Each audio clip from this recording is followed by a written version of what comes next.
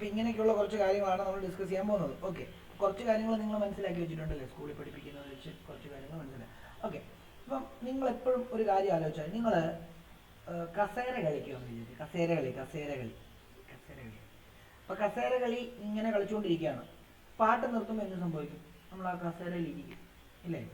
അപ്പം അങ്ങനെ ഓരോരുത്തർ ഔട്ടായി നമ്മൾ രണ്ടുപേരെ മാത്രമേ കാണത്തുള്ളൂ. രണ്ടുപേര് വരുന്ന സമയത്ത് എന്താ സംഭവിക്കുന്നത്? നമ്മൾ മത്സരം നടത്തുന്ന ആൾക്കാർ പറയും അകന്നോടാൻ പറയും, ഇല്ലേ? ഇത്തിരി അകന്നോടാൻ പറയും. അപ്പോൾ കസേര നടുക്ക് നിങ്ങൾ അകന്നോടും, എന്നിട്ട് ഓടി വന്ന് ഇങ്ങനെ ഇരിക്കണം, ഇല്ലേ? അപ്പം മറ്റേന്ന് പറയുമ്പോൾ കസേരയുടെ അടുത്താണ് ഓടുന്നത്. ഒരെണ്ണം വരുമ്പോൾ പിന്നെ അകന്നോടാൻ പറയും, മത്സരത്തിൻ്റെ ആ ഒരു ഇത് കൂട്ടാൻ വേണ്ടി.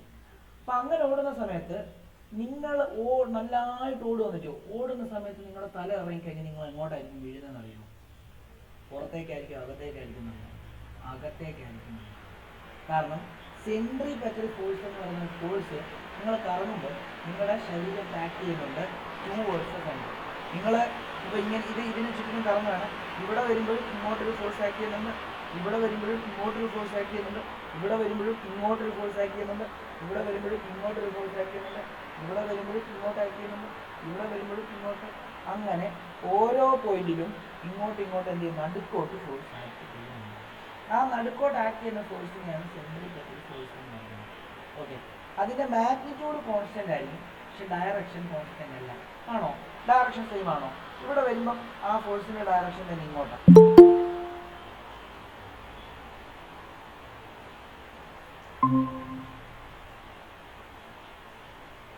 കേൾക്കാമോ? അപ്പൊ നമ്മൾ സെൻട്രിപെറ്റൽ ഫോഴ്സ്, സെൻട്രിഫ്യൂഗൽ ഫോഴ്സ് എന്ന് പറയുന്ന രണ്ട് ടോപ്പിക്കിനെ പറ്റി കൂടെ പഠിപ്പിക്കാനുള്ളൂ. അപ്പോൾ അതാണ് പഠിപ്പിച്ചുകൊണ്ടിരിക്കുന്നത്. സെൻട്രിപെറ്റൽ ഫോഴ്സ് എന്ന് പറയുന്ന ഒരു കറങ്ങുന്ന ഒബ്ജക്റ്റിൽ ആ ഒബ്ജക്റ്റിന്റെ ഫോഴ്സ് സെൻട്രലോട്ട് ആക്ട് ചെയ്യുന്ന, അല്ലെങ്കിൽ ആ ഒബ്ജക്റ്റിൽ ആക്ട് ചെയ്യുന്ന ഒരു സെൻട്രലോട്ട് ആക്ട് ചെയ്യുന്ന ഒരു ഫോഴ്സിനെയാണ് സെൻട്രിപെറ്റൽ ഫോഴ്സ് എന്ന് പറയുന്നത്. ഒരു ഒബ്ജക്റ്റ് കറങ്ങുന്ന സമയത്ത് ആ കറങ്ങുന്ന ഒബ്ജക്റ്റ് എപ്പോഴും സെൻറ്ററിലോട്ട് ഒരു ഫോഴ്സ് ഉണ്ടാവും, സെൻട്രലോട്ട് അതിനെ വലിക്കുന്നുണ്ടാവും. പക്ഷെ അതിങ്ങോട്ട് വരുന്നില്ല, അത് പക്ഷെ സെൻട്രലോട്ട് എന്തുണ്ടാവും? ഫോഴ്സ് ആക്ട് ചെയ്യുന്നുണ്ടാവും. ഓക്കെ ആണല്ലോ? അതിനെയാണ് നമ്മൾ എന്തെന്ന് പറയുന്നത്? സെൻട്രിപെറ്റൽ ഫോഴ്സ് എന്ന് പറയുന്നത്. ഞാൻ നിങ്ങളോട് പറഞ്ഞു, കസേര കളിക്കുന്ന സമയത്ത് ഒരു 30 പേര് ചേർന്ന് കസേരകൾ കളിക്കുകയാണെങ്കിൽ നമ്മൾ ആദ്യം കസേര ടച്ച് ചെയ്തായിരിക്കും ഓടുന്നത്. പിന്നെ കറങ്ങി ഔട്ടായി. ഇപ്പം ഞാനും ദിവ്യ മാത്രം വന്നു സമയത്ത് ഒരു കസേരയുള്ളൂ. ഉള്ളപ്പോൾ അവരെന്ത് ചെയ്യുന്നു? മത്സരം നടത്തുന്ന ആൾക്കാർ പറഞ്ഞ് അകന്നോടാൻ പറഞ്ഞു. അപ്പോൾ അകന്നോടി കുറേ നേരം അവർ നമ്മളെ ഓടിച്ചപ്പം എനിക്ക് തല ഇറങ്ങിയപ്പോൾ ഞാൻ എന്ത് ചെയ്തു?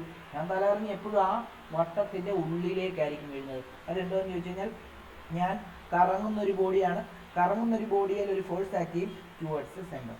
അപ്പം അവിടെ ഒരു കാര്യം മനസ്സിലാക്കണം, അവിടെ ഫോഴ്സ് ആക്ട് ചെയ്യുന്ന സെൻറ്ററിലോട്ടാണ്. അതായത് ഇതാണ് നമ്മുടെ സെൻട്രൽ പോയിന്റ് എങ്കിൽ ഫോഴ്സ് ആക്ട് ചെയ്യുന്നത് എങ്ങോട്ടായിരിക്കും? ഇപ്പോൾ ഇവിടെയാണ് ബോഡി നിൽക്കുന്നതെങ്കിൽ ആ ബോഡിയിൽ ഇവിടെ ഉള്ളപ്പോൾ ആ ബോഡിയുടെ ഫോഴ്സ് ആക്ട് ചെയ്യുന്നത് ഇങ്ങോട്ടേക്കായിരിക്കും.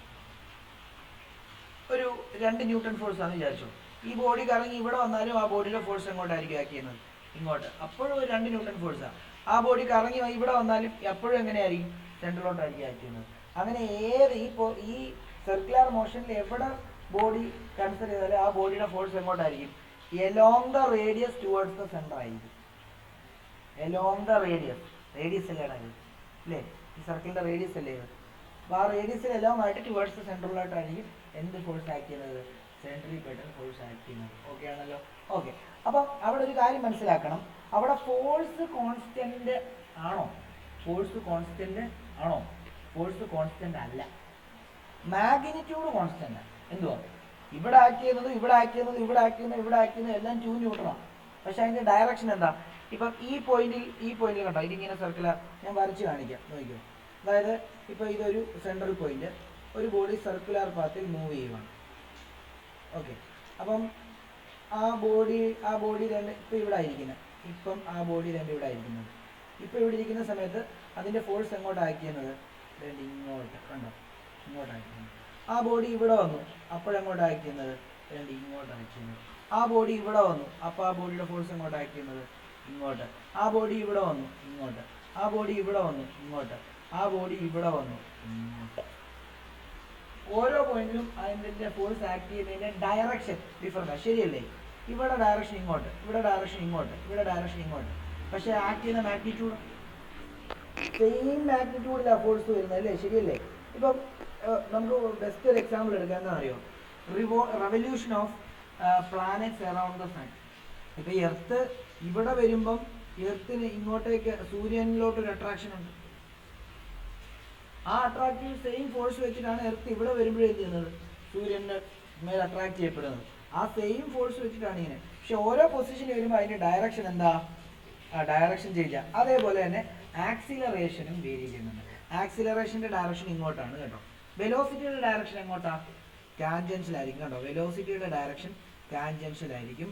അതായത് ഫോഴ്സിന്റെ ഡയറക്ഷൻ ഇങ്ങോട്ട്, ആക്സിലറേഷന്റെ ഡയറക്ഷൻ ഇങ്ങോട്ട്. ഓക്കെ ആണല്ലോ, ഓർത്ത് വെച്ചോണം. അപ്പം നിങ്ങൾ ആദ്യം എഴുതേണ്ടത് ഇതാണ്, എഴുതിക്കോളൂ. നിങ്ങൾ ആദ്യം എഴുതേണ്ടത് ഇതാണ്. ഹെഡിങ് എഴുതുക, എന്താണ്, സെൻട്രിപെറ്റൽ ഫോഴ്സ്. ഹെഡിങ് എഴുതുക, സെൻട്രിപെറ്റൽ ഫോഴ്സ്.